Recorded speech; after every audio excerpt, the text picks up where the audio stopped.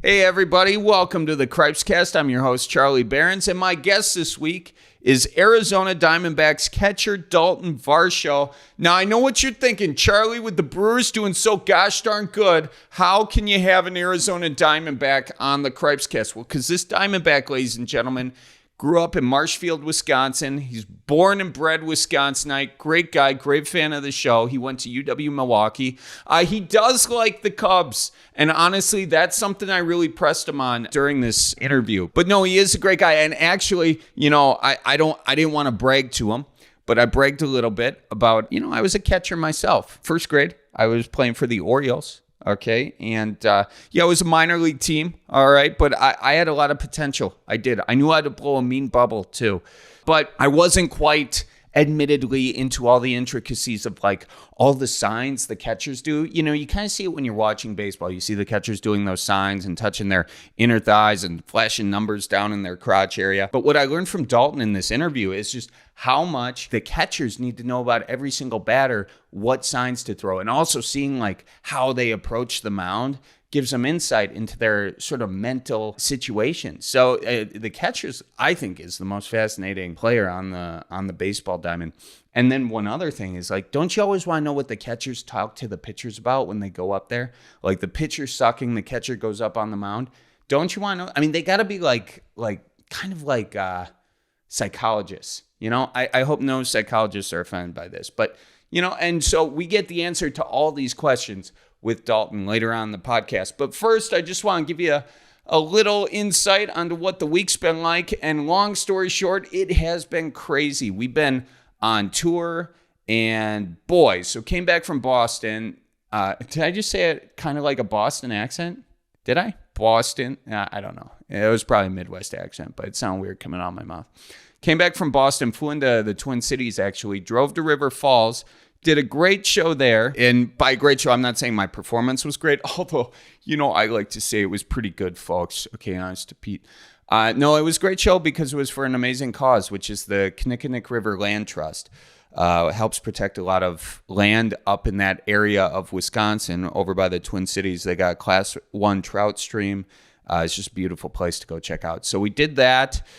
2 shows in Winona, Slinger, and then we did a show at Titletown where we helped raise collectively, all of you out there and all the people at the show and the Packers, over $23,000 for the United Way of Southeast Louisiana. And the way we did that, first of all, we sold those Go Packers and F the Bears shirts. That raised over $12,000.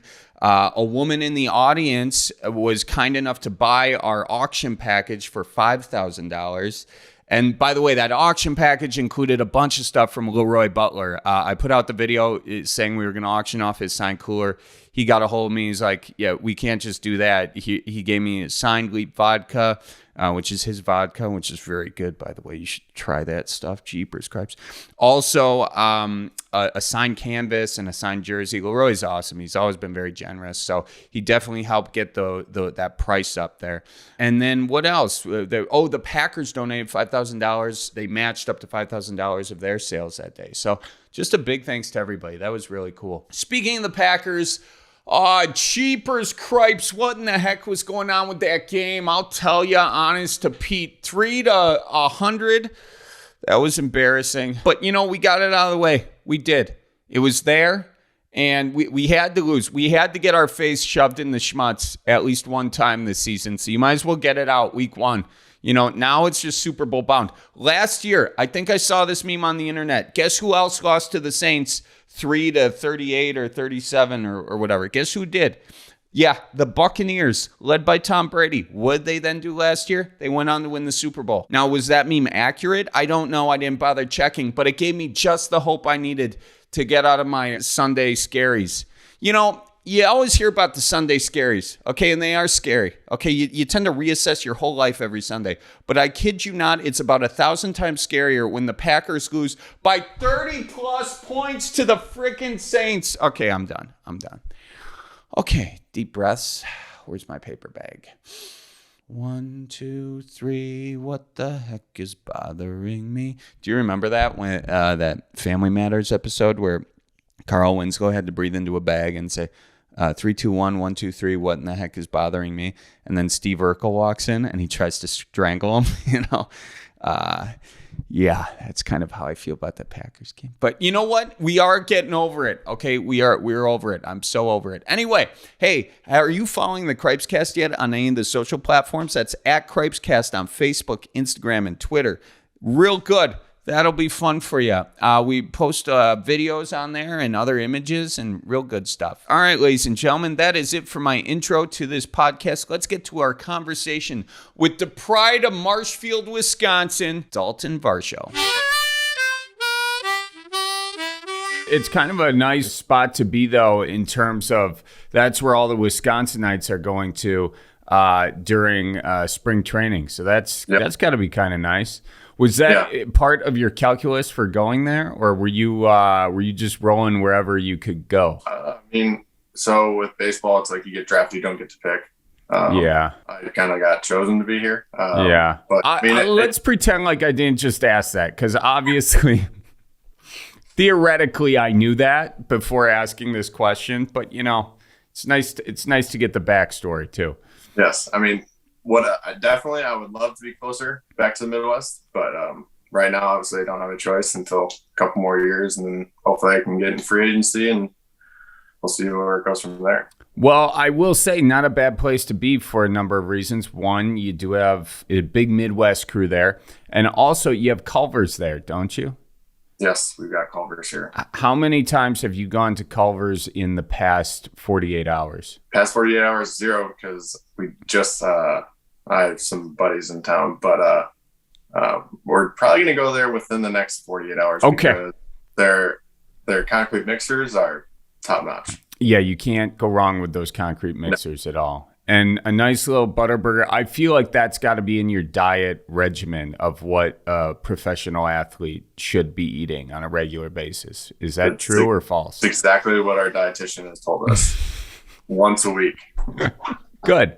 I'm glad we're on the same page with that. Are you okay with the heat? Yeah. We don't play outdoors. It's like the Brewers Stadium. We have our roof can open and close. So it's nice that we can play in a nice 75-degree temperature area. And you grew up a Brewers fan? I grew up as a Phillies fan. Okay. My dad was a bench coach for them growing up. Yeah. But and whenever they played the Brewers, I kind of actually hated them. So, oh, wow. Yeah, I always wonder those affiliations with professional sports when you grow up a place like and you have a unique scenario where your dad played too. Your dad was also a Cub.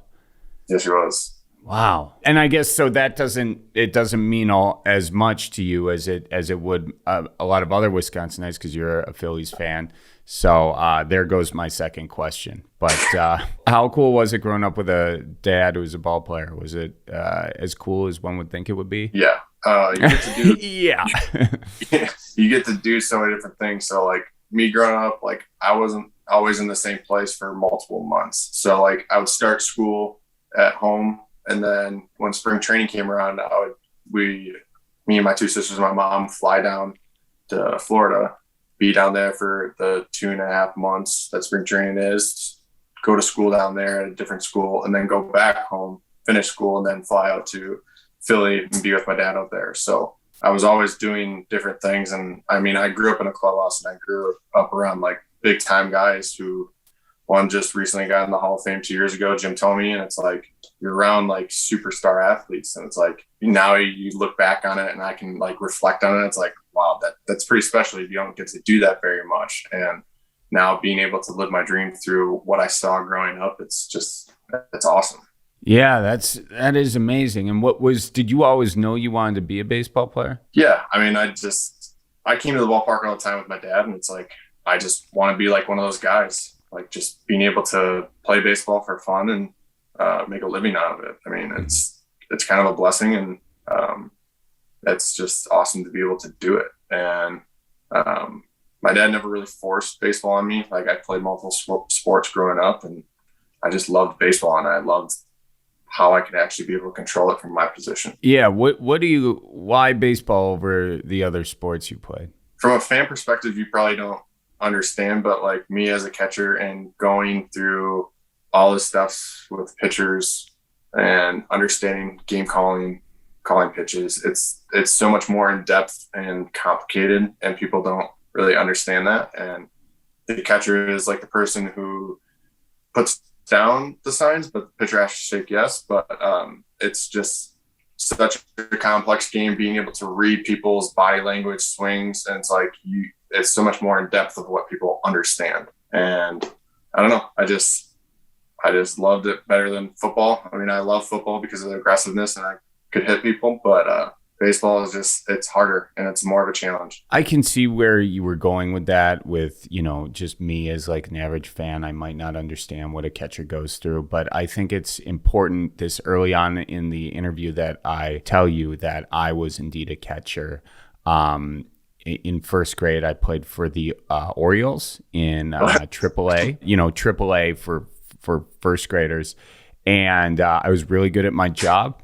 And so I just want to get that out there. What is it though? Like, you see the plays being called and the body language and everything. Let the average fan into like everything that goes into that internal calculus. So we obviously have a scouting report and we have all the stats about how to get guys out, and it's all detailed towards a personal pitcher. So like, a starter will have more information obviously than a reliever, but you'll have certain things that you can get a guy out with the repertoire that the pitcher has. But you have to sequence it, kind of locating pitches and then being able to go both sides of the plate, up and down, being able to kind of change eye levels. Because I mean, as a hitter, if you see something up, like your next time the pitcher's going to throw, you're going to automatically kind of look up just a little bit more. So like if you pitch below or something that moves down, you're going to have a better chance of getting somebody out. See, you know what? I didn't get that complicated in first grade, actually, now that we're talking about this. So not only do you have to know like the general psychology of, your average batter or whatever, but now you also have a Rolodex of everybody on the roster and what they've historically hit home runs on, or what they've historically gotten a base hit on, what they like and what to give them. Is that kind of the thing? Correct. That's exactly it. And then you can so as you start doing that, then you also understand the swing. And so like, if they're late on a fastball, you're not going to throw something that's slower than the fastball because it will go into their bad path. Oh man, you got to watch so much stuff. And then can you, like, when they're walking up to the plate, can you get a sense of like how much confidence maybe they have on that day? And does that change the algorithm at all? 100%. I mean, so we just got done playing the Padres, and it's like, whenever Fernando Tatis steps in the box, it's different. Like, it's different than like the normal person that stands in next to him. It's like, because he's always has this like wow factor of like, he's going to hit this ball really hard. So like, I have to be very careful. And that's the reason why he's one of the best players in the world. Yeah. So when I was catcher, and then I'll get off of the fact that I was a catcher, but I always had this fear of them hitting the back of my helmet with the bat. Has that ever happened to you? Was that an unfounded fear on my part? It's actually on the backswing. So when they swing fully through and then they come back, I've gotten hit on my arm. I've gotten hit in the back of the head. Oh, man. Not a good feeling. Okay. All right. So it wasn't an unfound fear. Now, When you're running up, what are the catchers usually saying to the pitchers when they run up there and they like the pitcher's sucking, okay, and you're going up and you're having like your little pep talk? What goes into that? Figure out if the guy needs a pump up speech or if the guy needs to calm down. So you can sometimes crack a joke with a certain type of guy. Yeah. But it's very few and far between with those guys. So usually it's more pretty serious, and like being able to just tell them like, hey, slow down. Like, just give me a good pitch here. We'll get out of this inning. You kind of tell them what they're going to do. So it's like, here, give me a fastball down away. You're going to get a ground ball here. Don't play. We're going to get out of the inning. And so you kind of tell them what to do and like what they're going to look for. And then when they do it, it's like, wow. And then they start trusting the catcher, and it's like those little talks mean a lot. Yeah, you're like the pitcher's therapist, kind of. Yes. Wow. Mm-hmm. What is the statement you're most proud of ever giving to a pitcher? I I would probably say when I get crossed up and I said, so I'll call a curveball and they'll throw a fastball and the guy will follow it off and I'll go out there and talk to him. I'll be like, man, that was a good pitch. I had no idea it was coming. So you did a good job. And then they'll usually laugh. They'll do exactly what you did. Laugh it out, and then they'll laugh it out and be comfortable, relax, and keep going. Is being a pitcher one of the most, I mean, is it as intense as it looks? Is it like, I mean, you've got all those eyes on you, especially when you're screwing up, especially when, it's the ninth inning and you're starting to walk guys. I mean, that I just feel like they have the weight of the world on them. Do you think that's a fair representation? Or are you like, no, I've got the weight of the world on me every time? There's nothing more embarrassing than a ball going past like the catcher or whatever, which happened to me all the time. I was not good at that. So no, I mean, they're like the quarterbacks. Yeah. And like, you're going to always pay the person who's throwing the baseball. And that's what wins you a lot of ball games. And it's interesting when we go to like a big time stadium like Dodger Stadium where there's 40,000 fans on average that go to those games. Yeah. It's interesting how like pitchers react differently to those big situations compared to when you're playing right now in Chase Field. There's not that many fans because it's obviously we're not that great of a team right now, but it's a different environment. So the intensity of pitchers spikes when we go on the road, especially when we go to big stadiums like that. Yeah, I could see that. Is there anything that okay, I said I was done talking about my catching experience, but I got one more question on that. Yeah. And there's probably going to be more. It's really hard to catch the ball every time and not have it go back behind you and all that. I mean, what? Is it just practice? And then if and when it does happen, of course it happens, do you get shaken a lot? Like, or are you just you're a professional, obviously. You're not going to get shaken that much.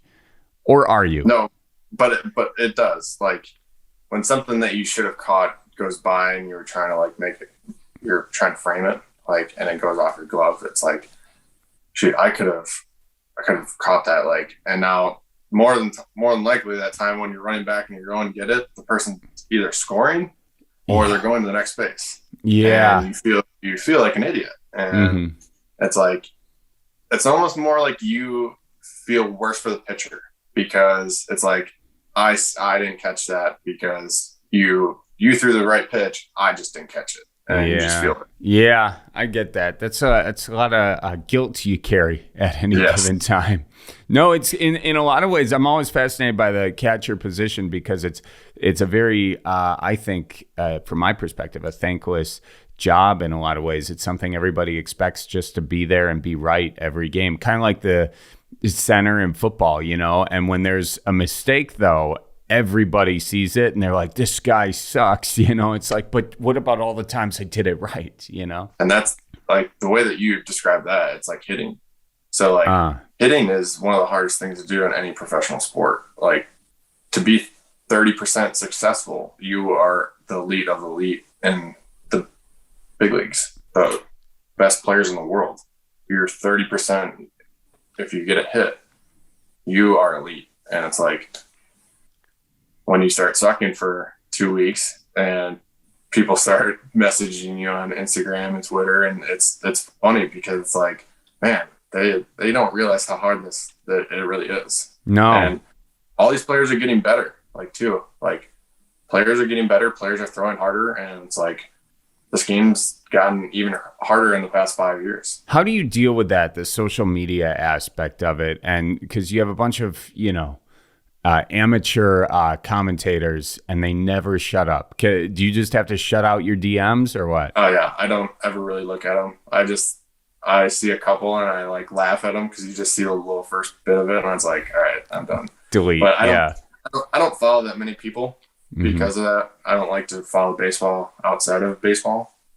So I follow stuff like you that I can just sit on my phone and laugh at. I'm glad to hear that. Thanks for letting me amuse you a little bit. Well, let's get into your Wisconsin roots. Why Wisconsin? Are your folks from Wisconsin, or why choose that as a home base with your dad being in Philly? Yeah, so my dad grew up there.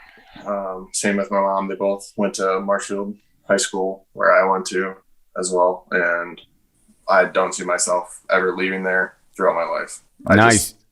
I like small towns. I like people. I like the Midwest nice. I love everything about it. Do you have a place there right now? I'm currently trying to get one in the process. I'm still living with my parents right now. So, hey, ride that as long as you can, That's my advice there. Where are you looking to get Marshfield still? Yeah. Yep. Nice. What is your favorite thing to do in Wisconsin? You a hunter? You a fisher? I'm a big time hunter.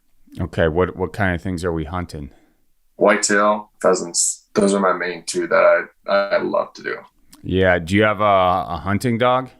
Yep. We got 2 bird dogs. What kind? Vizslas. I don't think I'm as familiar with those. Is that flusher? No, pointer. Pointer.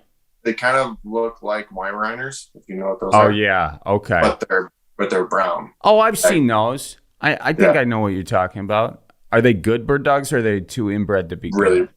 Really, really good bird dogs. Yeah. Yeah. We had this one bird dog. We had an English setter. His name was Murphy. Yeah.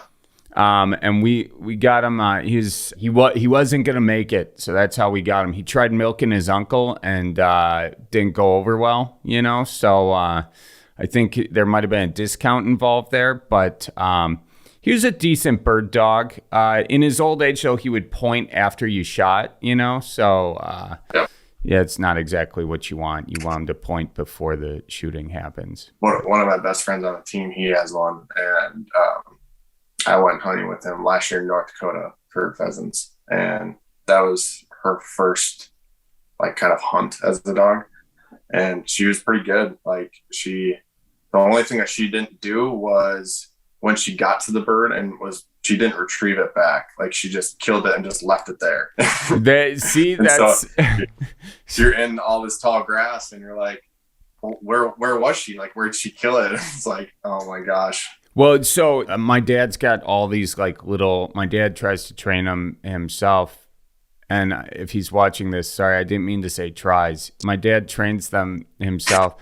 And he's got all these little toy pheasants. So he's got to teach them the soft mouth thing, and to not. But all that goes out the window when it's the first live bird. It's like those dogs go to town. Takes a little while. That's how our dogs are.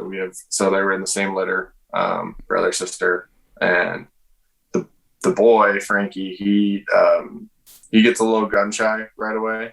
You'll shoot and he'll just be very hesitant then for the next 5 minutes, but then he'll go and do his thing. The girl is really, really good, but they're older now, so that we haven't done it probably in a good solid year. Oh, gotcha. When they go out now, they kind of get the gist of it. Yes. Did you grow up envisioning you would play with a particular team, or were you just always open to anything? Yeah, I envisioned I would play for the Cubs just because I loved it there growing up, and whenever I just loved the fans. It was different atmosphere going to those games as a kid, and I loved the field. The field was my favorite part, just the old ivy in the background. It's it was just sweet. Yeah. It is a cool stadium, as much as it breaks my heart to say that. But, it's one of those classic, it's like Fenway Park, it's one of those classic American ballparks. Now you get a lot of people make it their sort of life thing to go to all the ballparks. And you're obviously getting a chance to do that in your deal. What are the best parks to play at? Dodger Stadium is pretty fun just because of the fans. San Diego, also in our division, since they've gotten good here, it's their fans and the way that they do their production, just on the field, their video stuff is really, really cool. I went to Houston last year, but that was with COVID, so there was no fans. But I loved their stadium. Their stadium was pretty cool. And I heard it's one of the loudest stadiums to go to as a fan, and so I'm interested because we go there in a week and a half. Yeah. Again, so see how much because they're good. They're a good team, and it's loud in there, and it's an enclosed roof, so it's I can understand why people think it's going to be really, really loud. So I'm interested, and fans feel it right on you because the field and the fans are really close. There's not much barriers, but those are my probably favorite ones right now. But Wrigley, I played there this year and I loved it. I missed Milwaukee by a couple days. I got sent down to AAA right before they went on that trip. So what is that like? How does that process work of getting sent down to AAA or back up, or how does that work?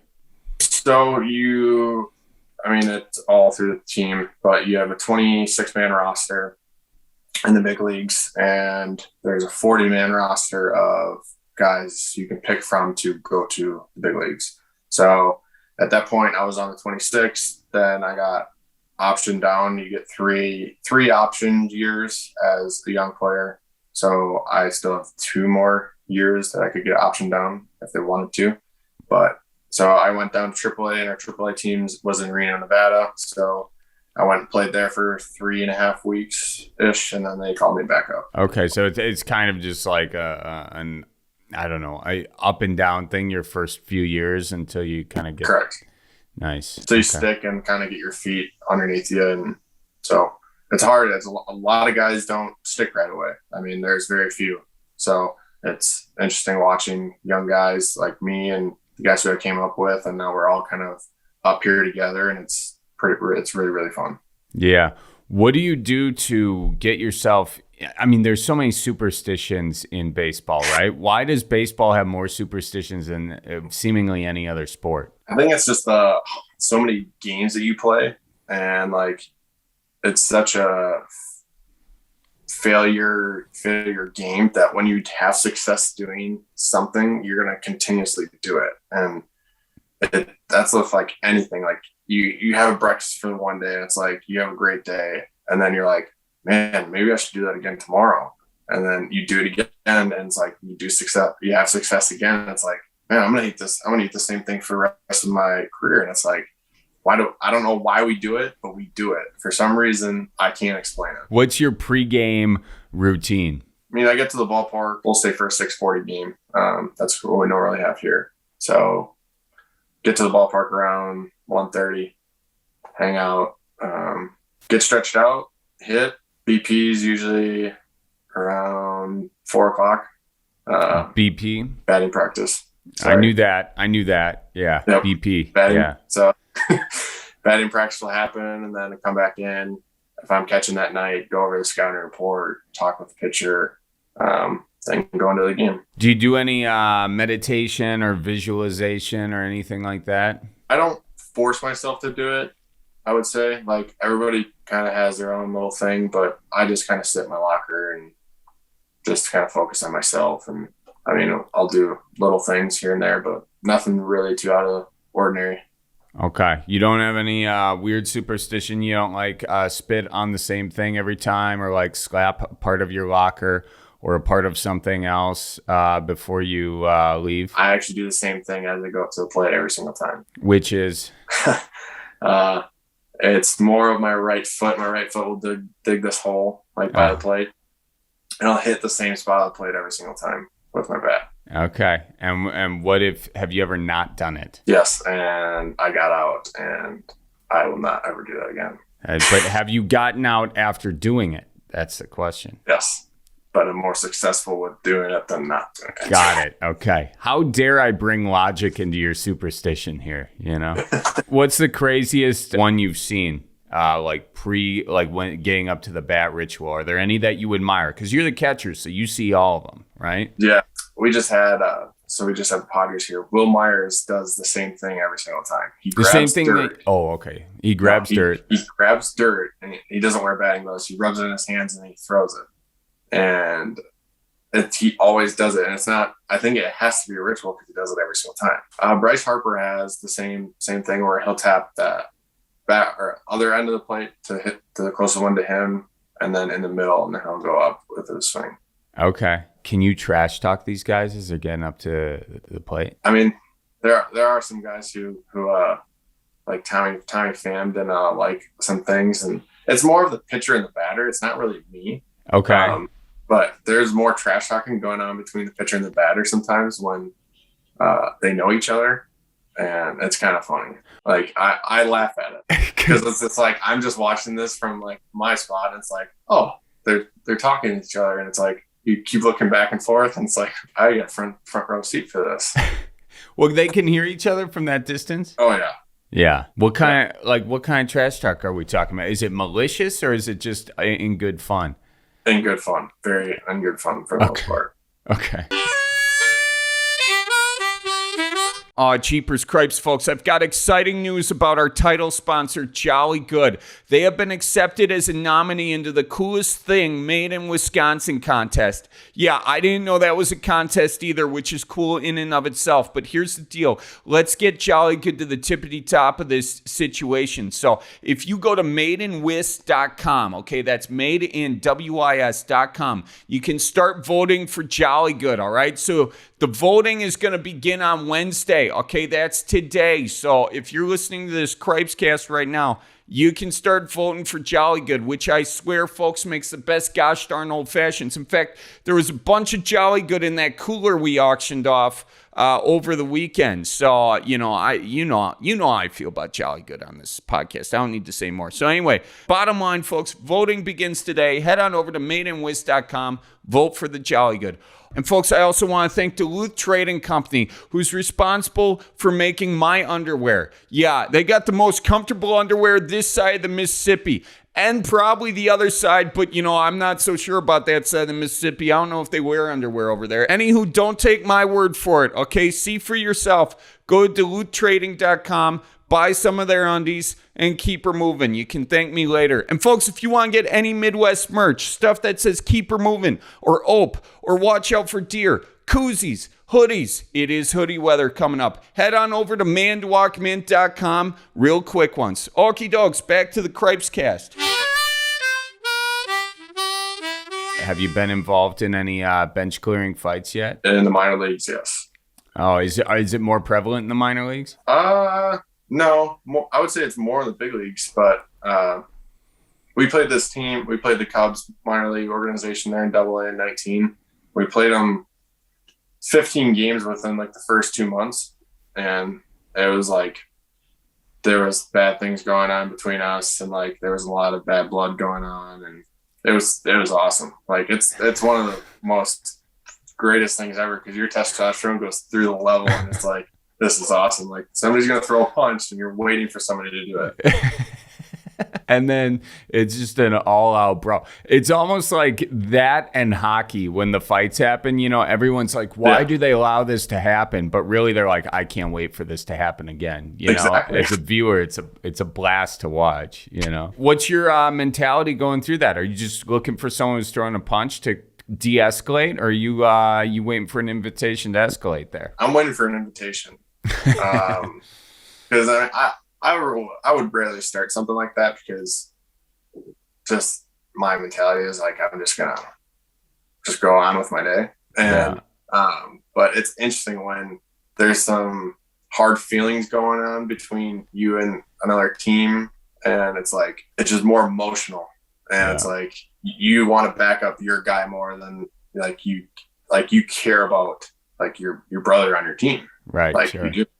And so like when they do something that's not right, like it's interesting. It's funny. Yeah. I get a kick out of that internal mindset. Do you have like a go-to fighting thing? Like this is more of a hockey thing, obviously. Like is your right hook better? Are you a fighter though? Do you ever train in any of that stuff? I'm not. Okay. I've never been in a fight in my life, but I'm pretty sure my football tackling would definitely come out. Yeah. Okay. So you you were a football player too then, huh? What position were you there? Free safety. Yeah. There you go. Yeah, and you got that nice running start too. So this is right in your. Just make sure you get your head over, and get them no low blows, Or if you just have my mask on, I'll just keep it on. And... Yeah, that's right. Yeah, you're pretty much in football gear anyway. So there you have it. Hey, when you do play at the Brewers at Miller Park, are you going to be betting on the sausage race?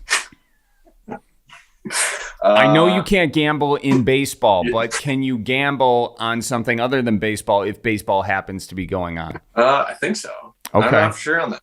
So I don't know how that would work. Well, I guess we'll find out because I got to know, are you a brat, chorizo, Italian sausage, hot dog, or Polish sausage guy? I would actually go for. I think that Italian is probably the best runner. Right? Italian. So who's winning it this year? Well, it's the inside scoop is that I don't think it's the same runner every time. So I think they switch it up, But if you want the non-logical response to that, Chorizo's actually had a great year. Okay, and I would go with Chorizo I won $20 on Chorizo the other week, so I don't want to brag or anything, but when you are back in Wisconsin, what things do you look forward to? Being in Arizona, and what are you just craving about Wisconsin right now? I miss the cheese.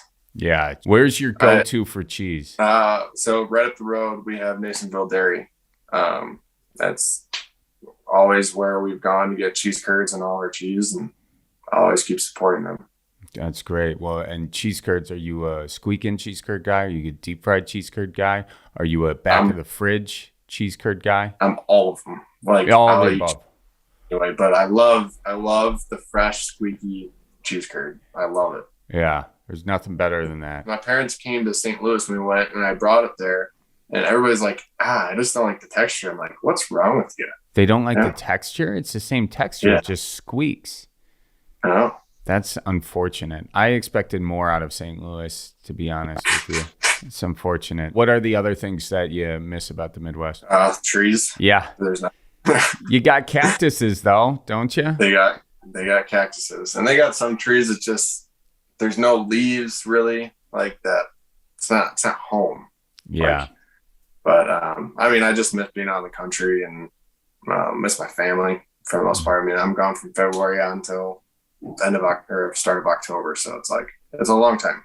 Yeah, it is. Are you able to have breaks and get back there? Or are you pretty much with the team? There are no real breaks. So all-star break is the time that you're able to go home. Okay. And that was in July. So I went home for 3 days. What'd you do? I did a whole lot of nothing. Yeah, a whole lot of nothing and cheese, huh? Yes. Favorite fish fry in Wisconsin? You got one? Yeah. Local bar, Chili Corners. What do you get? What's the move? 4-piece with cottage cheese and fries. Wow, you went cottage cheese. You said no to coleslaw and went the cottage cheese route, huh? Yep. Okay, you're not an applesauce and potato pancakes guy, huh? Mm-mm. No. Okay. I honestly don't think I've really done the cottage cheese with a fish fry before. That's never been my go-to. I might have to try that. If you try it, you gotta let me know. I will absolutely let you know. I don't think that's a standard. Is that a standard offering, or have I just been missing out on that? For us, it's always, so the options for the side is either coleslaw or cottage cheese. And then it's sweet potato fries, and something else. I can't remember what it is. Or a baked potato. Okay. Yeah, I like, again, coleslaw is nice, but usually applesauce and potato pancakes. And this very important conversation we're having here. I don't want anybody to think that we are this is a softball interview. These might be the hardest questions you've ever had yet. Is there a goal that you have professionally in baseball? Would it be playing for the Cubs? Would it be getting to a certain level? I know you obviously have high hopes for yourself, but do you, limit where you think you can go based on your current skill set? Or are you saying all-star, Hall of Fame, all that sort of stuff? The biggest goal for me is to play 10 years in the big leagues. So that's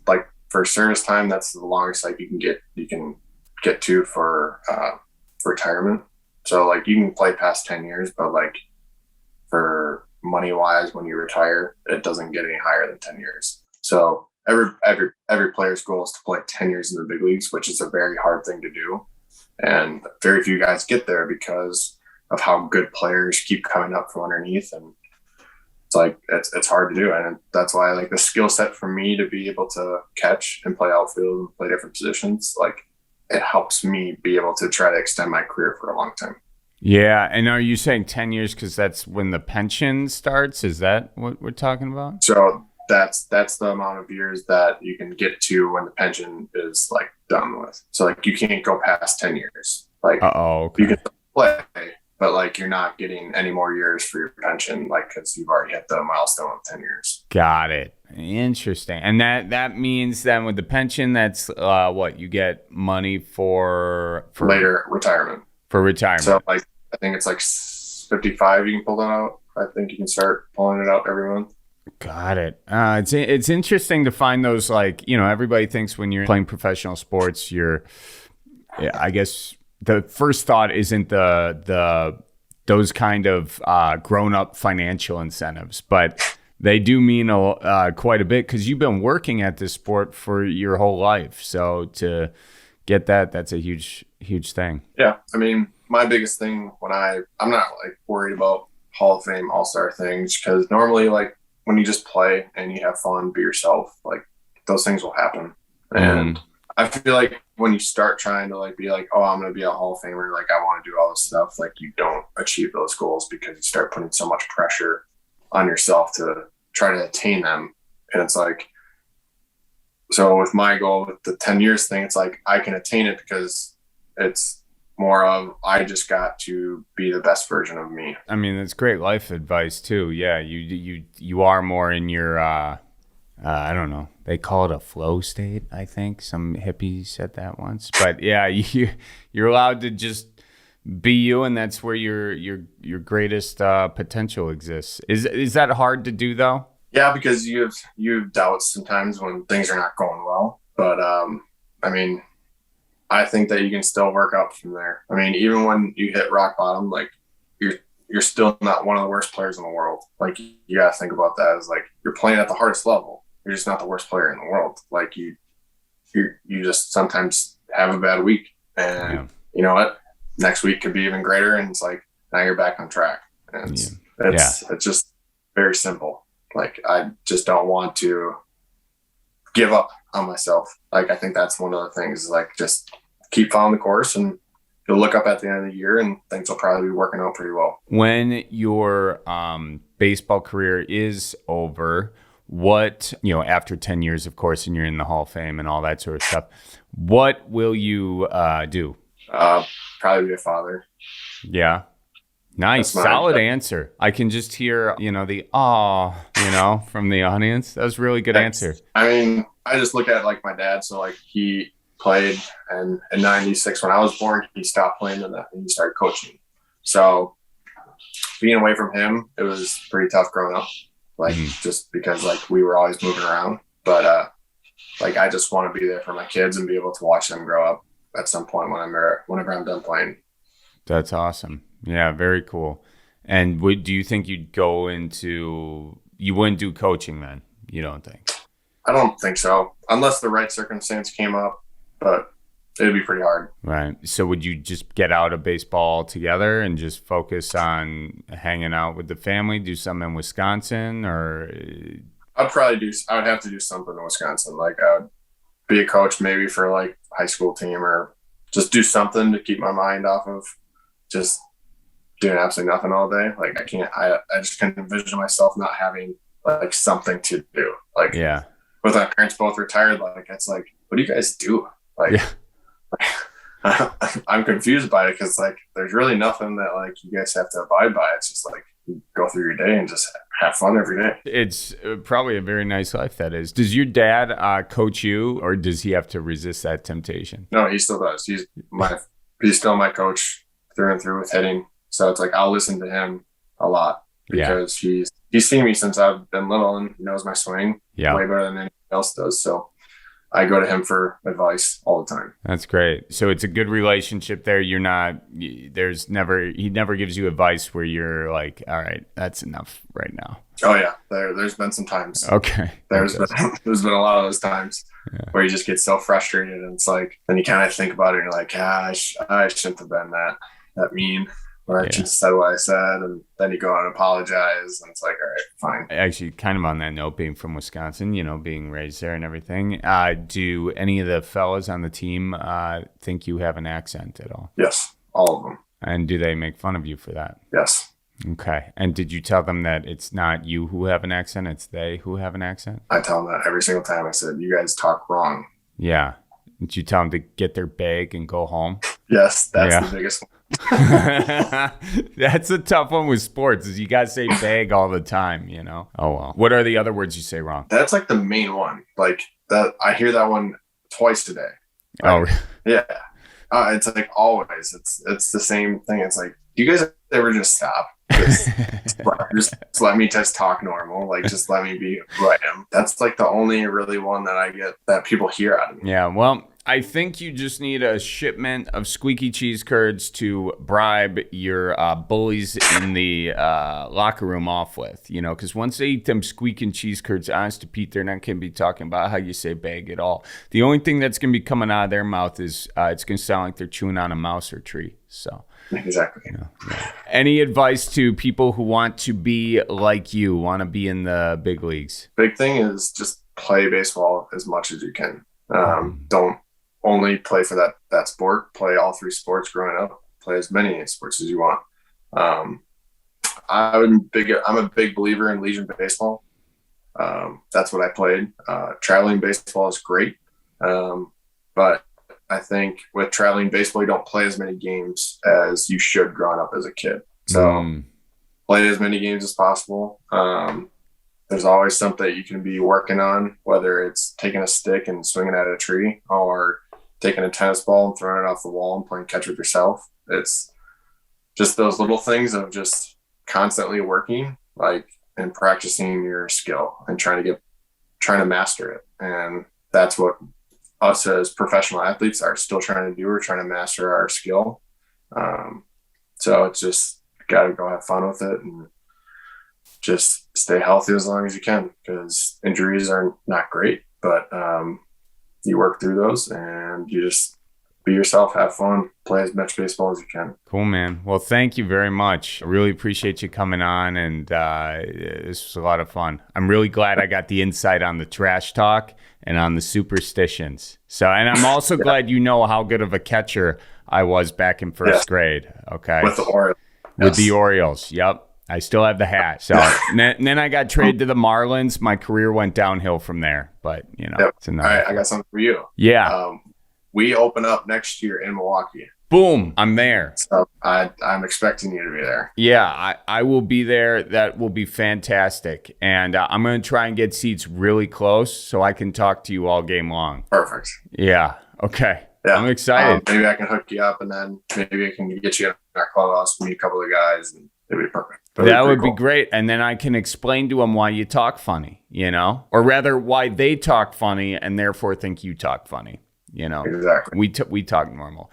And also we'll bet on the sausage race, and I will be taking chorizo, and you have until then to figure out who your sausage is going to be. Okay. Perfect. All right. Thanks, man. This was a lot of fun. Yeah. I'm looking forward to that. Yeah. All right. Take care. Find a Culver's. See ya. All right, bye. And that is it for this week's episode of the Cripescast. I appreciate all of you. Thank you for listening. You can follow Daulton at Daulton Varsho on Instagram. You can follow the Cripescast at Cripescast. If anyone wants to see me in Chicago, those dates are just announced. That's going to be a very fun show with the Bears in town. Otherwise, all concert and show dates are listed on Cripescast.com. I'll see you on the road. Okay, until then, keep her moving. Watch out for deer. And tell your folks I says hi. Bye-bye. So roll out the barrel and get the band brewing. Life's got you down, just keep her moving. It's on Wisconsin, the Badgers say it's the old Wisconsin Jubilee. You know, sometimes when you're ice fishing, you put your foot in the walleye hole and go ass over tea kettle and you think you're done. No, you gotta keep her moving.